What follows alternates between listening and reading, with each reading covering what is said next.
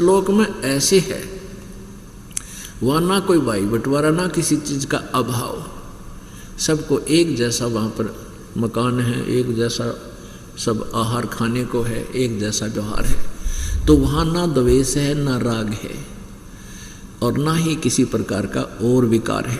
अब जैसे छोटे बालक होते हैं 2-4 साल के, 5 वर्ष के, उनमें किसी प्रकार की वासना नहीं होती, उनमें बिल्कुल ही नहीं होती, और कितना अच्छा उनका जीवन होता है, कितना उनका जो है ना सुख होता है उन बच्चों को, अब उस जीवन में ही हम महसूस कर सकते हैं।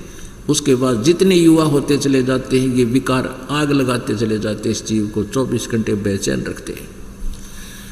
ऐसा भाव वहाँ रहेगा जो सतलोक के अंदर कोई विकार आवे को ना, इस प्रकार का शरीर है, और हर तरह की सुविधा वहाँ पर उपलब्ध है। तो उसको कहते हैं सुख का सागर। सुख सागर की परिभाषा थोड़ी सी बताते हैं। जैसे कई बार इस दास के साथ तो बहुत बार बनती है ऐसे, और ये कभी आपके साथ भी बनी होगी। अकेले बैठा हो, कभी कभी एक ऐसी हिलोर उठती है अंदर से, कोई भी पराया नहीं लगता, ना कोई शत्रु महसूस होता। कितना ही निकम्मा व्यक्ति कितना दुख दे रहा हो अपने को, उसके प्रति भी एक बहुत अच्छा प्रेम जाग जाता है, द्वेष नहीं रहता। इस दास ने बहुत बार महसूस किया है ये। उस समय कोशिश करने से भी उसके प्रति द्वेष नहीं बनता। वह मेहर की लहर थी, मेहर यानी सबके ऊपर रहम की लहर थी, और वो होती है 1-2 मिनट की मुश्किल से, और फिर वही बात न्यो की न्यो, वही न्यो कर दूंगा, ऐसे कर दूंगा, वो नुकसान हो गया, फलाना हो गया, वो कहर की लहर फिर शुरू होगी। तो क्या बताते, शंखों लहर मेहर की उपजे, कहर नहीं जा कोई, दास गरीब अचल अविनाशी, सुख का सागर सोई। शंखों लहर मेहर की उपजे, और कहर नहीं जा कोई, यानी वहाँ ऐसी हिलोर उठती हैं, शंखों ऐसी प्यार की लहर, ऐसी रहम की लहर असंख्यों उठती है, शंखों, और कहर नहीं जा कोई, किसी प्रकार का आत्मा में दोष नहीं होता, ना कोई दुख होता। उसको सुख सागर कहते हैं, वो स्थान सुख सागर है। तो यहाँ परमात्मा कहते तुम सतलोक में रहा करते थे, तुम इस देश के रहने वाले नहीं हो, यो गंदा लोक है। अपन आत्माओं, कई अनाड़ी व्यक्ति होते हैं, बिना ज्ञान के ये कह देते हैं यदि सारे भक्ति कर लेंगे और सभी सतलोक चले गए तो पृथ्वी खाली हो जाएगी। तो पृथ्वी खाली हो जाएगी, पड़ी रहेगी, हमने फूकनी है पृथ्वी, बता इसमें इतने बूंदे कष्ट। ये कोई नो कहे वे सारे सुधर गए तो जेल खाली हो जाएगी। तो ऐसी थ्योरी है उन लोगों की कि जब सारे ही आदमी सुधर गए फिर जेल खाली हो जाएगी। आग लगा उस जेल का, जेल तो मजबूरी की है, जो कि तभी ना टेकते उन्हें जेल में डाल दे हैं, बड़े पड़े रहे निकम्मे हुए। तो सुधर गए तो फिर जेल की आवश्यकता है क्या है, पड़े रहा और बना देंगे कि व्यवस्था। तो ऐसे व्यक्ति हैं। एक व्यक्ति सामने लिया इस दास ने, काफी देर सत्संग सुनता रहा, सृष्टि रचना सुनाई इस दास ने, तो सारा ज्ञान सुनकर 2 घंटे पाछे न्यू बोला, महाराज जी मैं तो कति नाम नहीं लूँ आपका।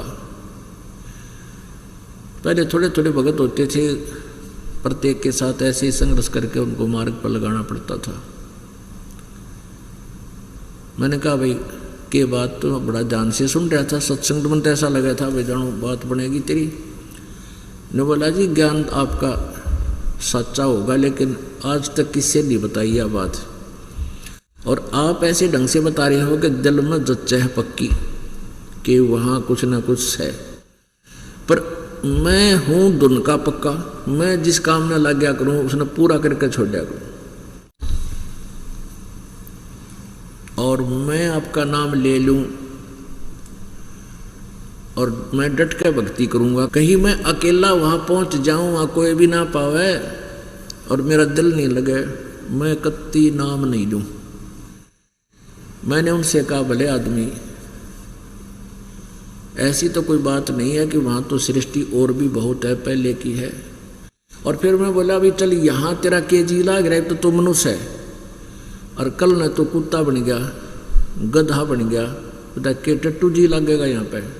नो बोला कोई बात ना, घूमते फिरते दिखे जाएंगे, जी लगा रहेगा। हमारी इतनी वृत्ति गिरगी के गधे बनकर कुत्ते बनना मंजूर है, अड़े के सैर सपट्टे छूटते को ना।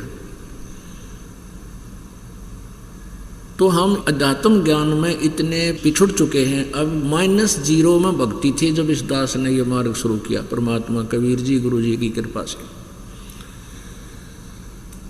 और इतना संघर्ष 15-16 वर्ष हो गए इस दास ने, गला भी कंडम हो लिया, शरीर भी, दिन रात सत्संग, फिर शास्त्रों को पढ़ना, सत्संग करना, पाठ करना, चलना बोलना।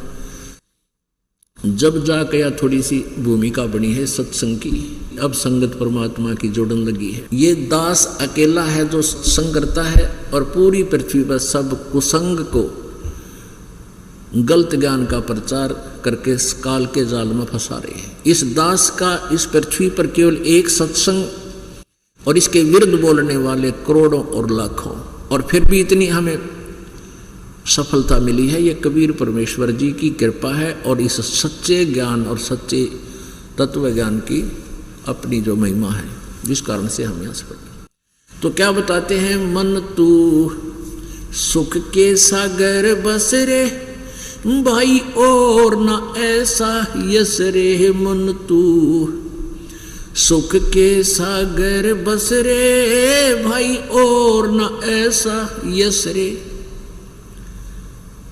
अब क्या बताते हैं, सर्व सोने की लंका होती रावण से रणधीरम।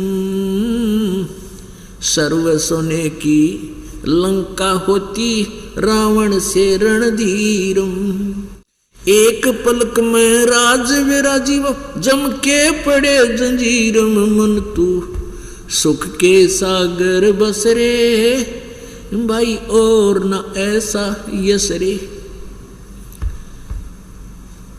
परमात्मा कबीर जी परमेश्वर स्वयं आते हैं सतलोक से चलकर, अपनी प्यारी आत्माओं को ज्ञान बताते हैं। क्या कहते हैं, क्या मांगू कुछ थिर न रहाई।